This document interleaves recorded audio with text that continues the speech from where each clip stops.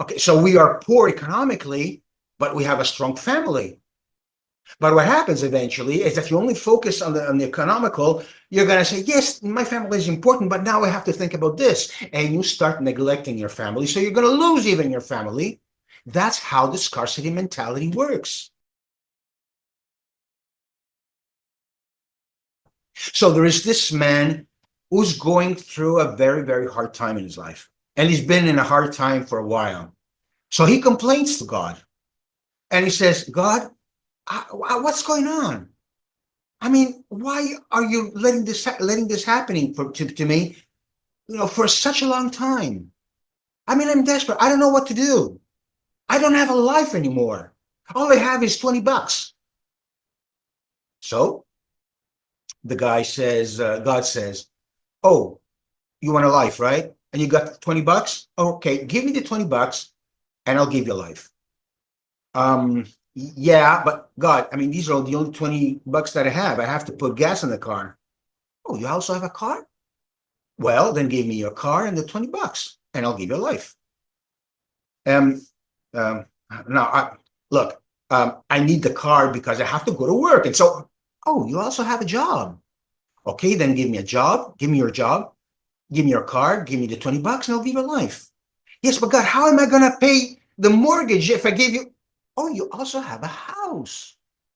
Okay, then give me your house. Give me your work. Give me your car. Give me your 20 bucks and I'll give you life. Well, God, where am I going to go with my family? Oh, you also have a family. Well, then give me your family, give me your house, give me your job, give me your car, give me your 20 bucks, and I'll give you a car and I'll give you a life. So the guy says, okay, okay, it's a deal. So he gives it all to God, and then God looks at him and gives it all back. This is your life.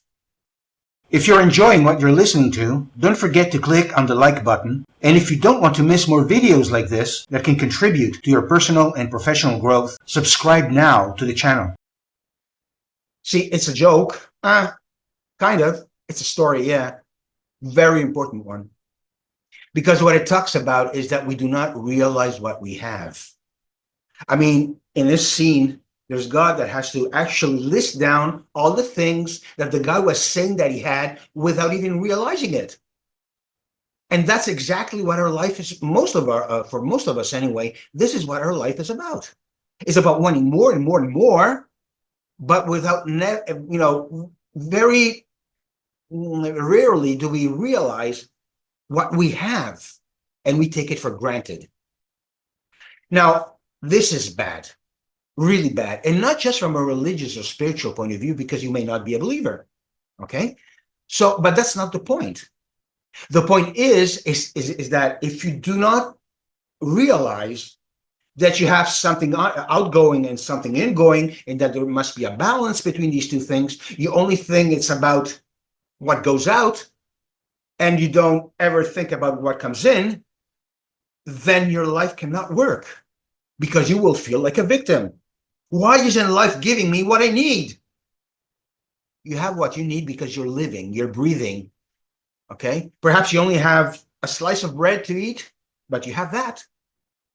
Now, there's people who don't even have that. They actually starve to death. Now, it's not that this thing is bad altogether, because it's necessary that we want more. Okay, we are not here to just settle for things, for small things. We are here to have big things. However, when you say, I want this, I want that, I want that, I want that, it's good, it's healthy. The problem is that if you only desire what you have, and you don't that you want, but you don't see what you actually have, then you're creating an unbalance in the system, and it cannot work for you.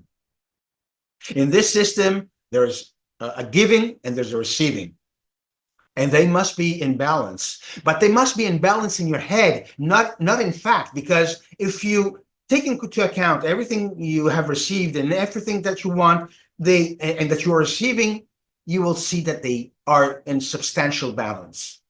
If you just say, I don't have anything, but I want more, it doesn't work. There's no balance there. So it cannot work. It's you develop what we call a scarcity mentality while you need an abundance mentality. Abundance mentality is all about being aware of what you have, the lot that you have, and where you can build on to create more and more of whatever you want, which is wealth, which is love, which is health, which is relationships, whatever you want. And by the way, this is another very important aspect, that we only focus on one aspect of our life. For example, in this case, economical. Okay. Okay. So we are poor economically, but we have a strong family. But what happens eventually is that you only focus on the economical. You're going to say, yes, my family is important, but now I have to think about this. And you start neglecting your family. So you're going to lose even your family. That's how the scarcity mentality works. It takes away from you when you don't realize how rich you are. I mean, abundance only creates abundance. Scarcity only produces scarcity. That's how things work. Now, for example, suppose that you have a friend, very dear friend for you. He's a very, very pessimistic though. Anyway, you have this good friend, you really love him, and at any occasion, for his birthday, for holidays, whatever, you give him a gift. And as you give him the gift, the guy just, sort of, yeah, like his way of saying thanks, and he puts it away. And it's there. Didn't even open it, didn't bother. And then another time comes by and another gift, and he still does the same thing over and over and over again.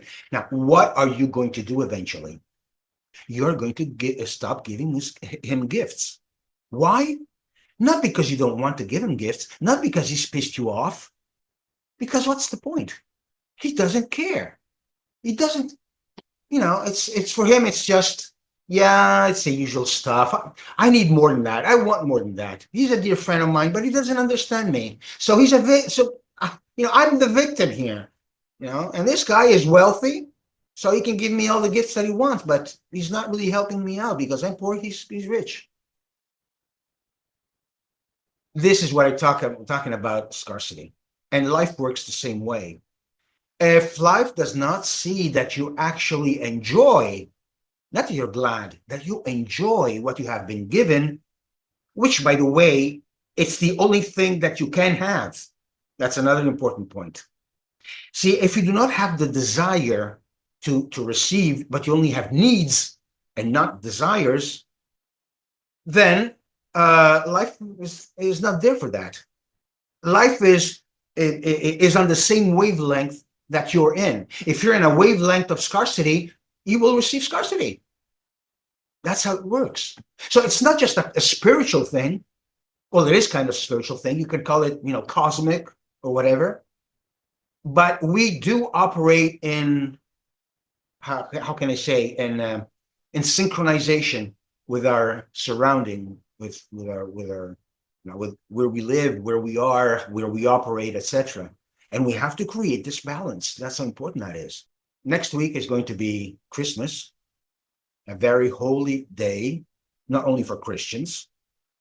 Okay, it's a very important date, where we must understand how grateful we must be to God, if you believe in Him, or in life, and to actually see what you have.